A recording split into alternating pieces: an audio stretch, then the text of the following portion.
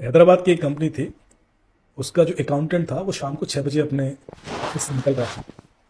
उसको एक ईमेल आती है उसके सीएफओ से कि अभी 6:30 बजे एक वेब मीटिंग है, ज्वाइन कीजिए अर्जेंट। तो वो उसका कुछ घर में फंक्शन था, तो वो सोचा कि टैक्सी से ज्वाइन कर लेंगे।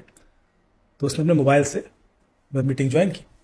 उसमें सीएफओ आया, सीईओ आया, एक सीनियर वीपी आया। तीनों ने आपस में डिस्कशन किया कि एक क्लाइंट है, उसको कुछ पेमेंट करना है, और फॉलोड बाय दिस कॉल उसको कुछ पेमेंट कर दिया जाए। कॉल खत्म हुई तो मेनली वही तीनों बात की, तो सिर्फ उस चीज़ के लिए था कि डिसीजन क्या होना है। थोड़ी देर बाद उसको सीएफओ से ईमेल आ गई, अकाउंट डिटेल, उसने वो पेमेंट इनिशिएट कर दिया, हो गया पेमेंट।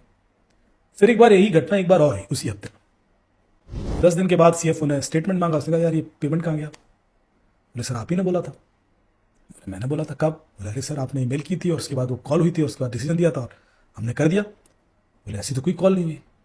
बोले क्या बात कर रहे सर आप, ऐसे मत फंसाओ मुझे।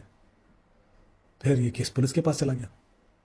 तो पुलिस को 3 ऑप्शंस लगे कि या तो अकाउंटेंट ने गड़बड़ किया, झूठ बोल रहा है, या ओनर ने गड़बड़ किया, ओनर अपना पैसा बाहर मूव करना चाहता है तो उसको लगा कि किसी तरह से कर दें, और या ही किसी तीसरे ने किया है। तो वो तीसरा कौन हो सकता है फिर? तो सबसे पहले अकाउंटेंट का लैपटॉप वगैरह मोबाइल स्कैन किया, तो उसमें वो ईमेल दिख गई जिसमें जो बैंक का अकाउंट डिटेल आए थे, और वो वेब मीटिंग की मेल आई थी। उनके हेडर चेक किए तो पता पड़ा स्पूफ ईमेल है। स्पूफ ईमेल क्या होती है कि I can send an email from your email ID to anybody if your email server is not DMARC compliant. तो अधिकतर कंपनीज के ईमेल सर्वर डीमार्क कंप्लाइंट है ही नहीं, तो उनकी ईमेल स्पूफ हो जाती है। ये बहुत कॉमन है, आजकल चल रहा है। तो देखा कि वो तो स्पूफ ईमेल है, तो किसी और ने ही किया है। फिर उसका मोबाइल स्कैन किया। जब मोबाइल स्कैन किया तो मोबाइल में हमें एक स्क्रीन रिकॉर्डिंग ऐप मिल गई, और ये स्क्रीन रिकॉर्डिंग ऐप उसकी वाइफ ने इंस्टॉल की थी अकाउंटेंट के, उस पर नजर रखने के लिए, जिसकी वजह से बच गया। उस स्क्रीन रिकॉर्डिंग ऐप ने वो वीडियो कॉल इंस्टॉल रिकॉर्ड कर ली थी जो वेब कॉल हुई थी टैक्सी में। और जब मैंने उस वेब कॉल को देखा तो उसमें वो सीईओ दिख रहा है, सीएफओ दिख रहा है, सीनियर वीपी दिख रहा है।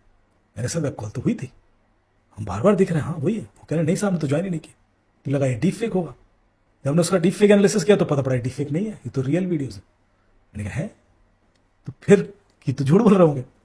इस बीच में हमने और देखा तो पता पड़ा कि जो वो सीईओ है उसके पीछे क्लॉक थी, वॉल क्लॉक, उसमें 2:30 बज रहा था जब ये कॉल हुई। तो मैंने कहा जब ये कॉल शाम को 6:30 बजे हुई है तो घड़ी में 2:30 क्यों बज रहा है? इसकी घड़ी खराब थी क्या? बोले नहीं, घड़ी देखी तो ठीक थी। तो मतलब ये दूसरा वीडियो है जो 2:30 बजे रिकॉर्ड हुआ था कभी, जो यहाँ प्ले किया गया। तो 2:30 बजे इसने कोई दूसरी कॉल कभी अटेंड की होगी। तो पिछले 6 महीने का आउटलुक कैलेंडर देखा गया कि इसने 2:30 बजे या 2 बजे या 3 बजे कोई ऐसी कॉल अटेंड की थी, वेब कॉल। तो ऐसी 7-8 कॉल मिल गई।